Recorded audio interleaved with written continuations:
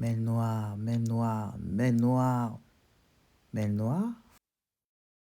À travers ça, il y a ce que je dis, les mamans là. Observez quand la personne vous dit qu'elle vous aime et regardez ce qu'elle dit quand elle vous aime. Si surtout elle prend vos enfants, parce que l'amour, c'est pas dans la bouche, c'est dans les actes. Et en plus, si vous avez des enfants, qu'est-ce que vos enfants? Comment est l'attitude de vos enfants avec ce monsieur-là? Surtout avec vos filles. C'est pas oui, je l'aime pas, il est non, pourquoi il t'aime? Pourquoi tu ne l'aimes pas? Il faut savoir poser des questions aux enfants. Et même si ça vous blesse. Oui, je vois que Snooze, tu es très investi, très bien. Il dit 80% des prédateurs ont subi eux-mêmes. Oui, oui. Snooze aussi nous dit, après la société aussi y est pour quelque chose. Moi, j'aimerais bien que tu m'expliques quand tu me parles de la société et encore pour quelque chose. Le fait que la justice ne les punit pas très rapidement, ce que tu dis là, c'est très important et c'est pertinent. Pourquoi je dis que c'est très pertinent? Parce que c'est une question de choix. La société, oui, elle vous couvre. Mais est-ce qu'on peut tout remettre sur la société? Est-ce qu'il n'y a pas une question de prévention? Est-ce qu'il n'y a pas une question de remise en question? Parce que comme tu dis, il y a peut-être 80% des gens qui ont reçu des abus lorsqu'ils étaient dans leur enfance, et également que la société ne les protège pas, mais on dit aussi que la majorité de des gens qui ont subi ces sévices dans leur enfance ne deviennent pas prédateurs. La majorité d'entre eux ne deviennent pas des prédateurs. Sachez-le. Oui, je vous le dis très bien. Pourquoi? Parce qu'il y a un choix, il y a un travail qui a été fait. Beaucoup de personnes qui font des associations pour protéger les enfants, ils y savent, ils connaissent, parce qu'eux-mêmes en ont subi. Je parle aussi dans mon petit, dans ma courte vidéo, je parle beaucoup de Joyce Meyer. C'est une américaine pastoresse. Elle aussi, elle a vécu ça, mais c'est pas pour autant qu'elle a fait des choses étranges. Au contraire, ça devient, quand on grandit, ça devient une question de choix. Si on n'a pas d'aide, si on ne choisit pas de suivre des thérapies, si on ne suit pas de se faire soigner, mais on pense qu'on peut y arriver, ça veut dire qu'il y a un combat contre soi-même. Mais malheureusement, dans un combat, il y a des perdants, il y a des gagnants. Et je pense que les gagnants sont ceux qui ont décidé de dire non et font tout pour ne pas faire de mal aux enfants et être des personnes responsables. Et les perdants, ceux qui ont choisi de s'aligner avec cette difficulté. Oui. En tout cas, là où je demande à la maman de faire attention, c'est que c'est de souvent on se ment à soi-même. Quand il y a des choses qui ne nous plaisent pas, on n'ose pas en parler. Et c'est ça qui crée des difficultés dans les familles. J'ai vu que dans l'affaire Barella, beaucoup de gens disent oui, la peine de mort, la peine de mort, la peine de mort, il doit être puni, là. Mais ce n'est pas, on ne va pas protéger nos enfants en remettant la peine de mort pour ces personnes-là. Restons lucides, restons lucides. Pourquoi vous voulez savoir? Eh bien, parce que un enfant qui va se lever, va prendre tout son courage pour aller voir sa mère ou une personne pour dire que voilà ce que un tel me fait subir. Maintenant, si la personne à qui elle a pris son courage pour se confier lui dit, mais si tu le dis, papa, il y aura plus de papa.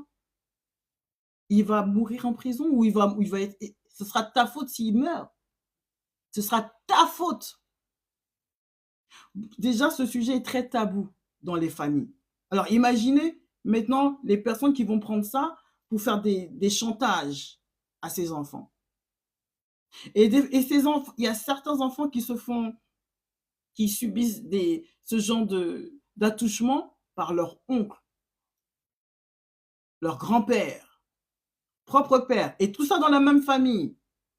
Alors, imaginez-vous que eux tous, peine de mort. L'enfant se retrouve tout seul. Psychologiquement, ça fait pas beaucoup pour l'enfant pour gérer ça?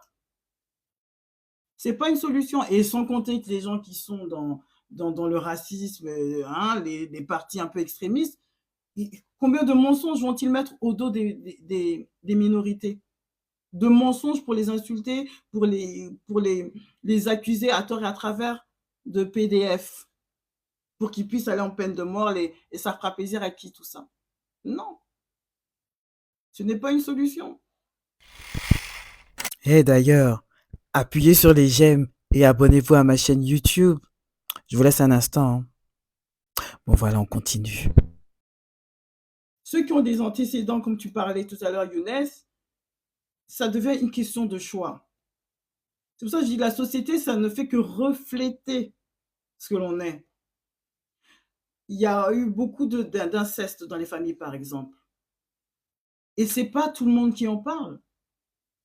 Est-ce que vous entendez même à l'école des préventions par rapport à ça? Après, c'est vrai que la justice nous fait peur parce que souvent, quand l'enfant va se plaindre, on va juste le retirer de la famille. On va le retirer pour l'amener où? À la DAS? Dans des foyers? Où c'est encore peut-être pire pour certains, c'est pas tout le monde qui ressort à la limite un très bon, une très bonne famille d'accueil. C'est pas donné à tout le monde. Alors l'enfant est replié sur lui-même. Ça aussi, il faut y penser. C'est pour ça que je repars encore vers la maman, celle qui a porté l'enfant. Il y a beaucoup de témoignages en ce moment lorsque vous voyez, lorsque vous rentrez dans les réseaux sociaux, où beaucoup de gens se dévoilent, oui, j'ai subi ci, j'ai subi ça. Mais où sont les parents? Comme je vous ai dit, il y a une confession à se faire et je vais être honnête avec vous. J'étais capable de gérer, ben non. J'ai 46 ans au mois de juillet et quand j'ai entendu ça, L'affaire Liana, j'ai arrêté. J'étais au volant, j'ai dû m'arrêter parce que bon, je regarde de temps en temps. C'est vrai, je ne devrais pas conduire avec mon téléphone. Mais Dieu a fait que c'est tombé comme ça.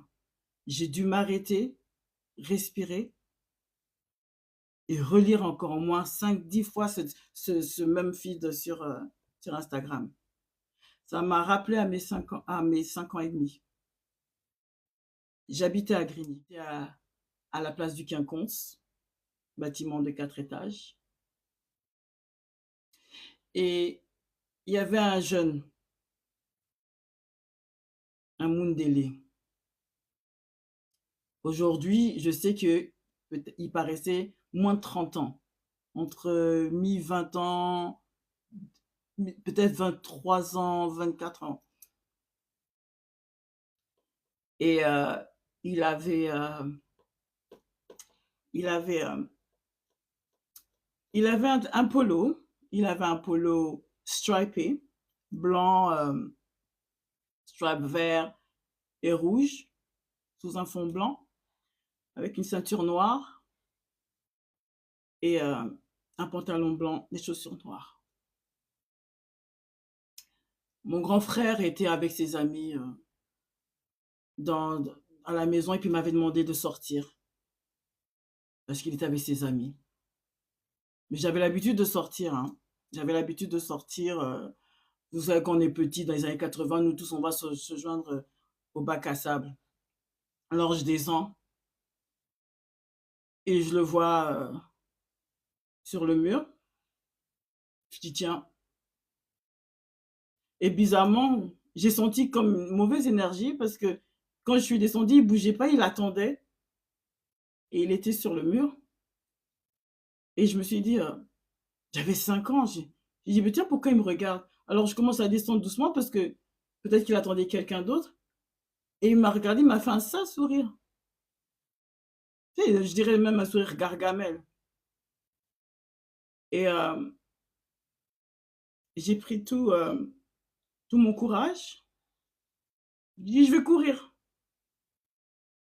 Il m'a rattrapé. J'ai pas pu,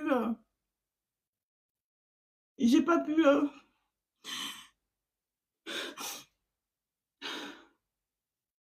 j'ai pas pu m'échapper. Alors, Il m'a pris il m'a pris comme ça, il m'a ramené à la cave et ça s'est passé. Je le dis haut et fort parce que j'en ai jamais parlé comme ça et je pensais pas que mon silence allait faire de moi la personne d'aujourd'hui qui va vous parler de ça. Et quand je suis sortie de là, la culotte, elle était en sang. Et je me suis débattue. Je me suis débattue et je me suis rappelé ce que mon papa m'a toujours dit. Quand quelqu'un est plus fort que toi, tu le mords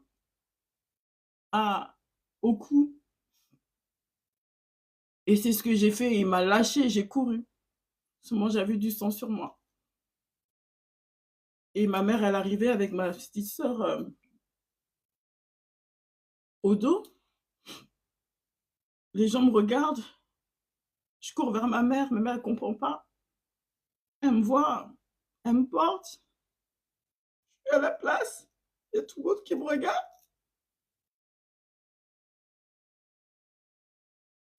Hey, tu sors de ma culotte. Ma mère, elle me prend dans ses bras. Elle me ramène chez le voisin. Monsieur Makaya. Monsieur Makaya. Je m'assois, je ne comprends pas ce qui m'arrive. Je ne comprends pas. Après, il y a mon père qui arrive. Ça va vite, je me retrouve à l'hôpital. Non, je dois vous dire la vérité parce que c'est réel. C'est vraiment réel. Et on m'obscure, on me fait les trucs. Après, il y a les médecins qui disent, j'entends que je dois parler à quelqu'un, je ne comprends plus.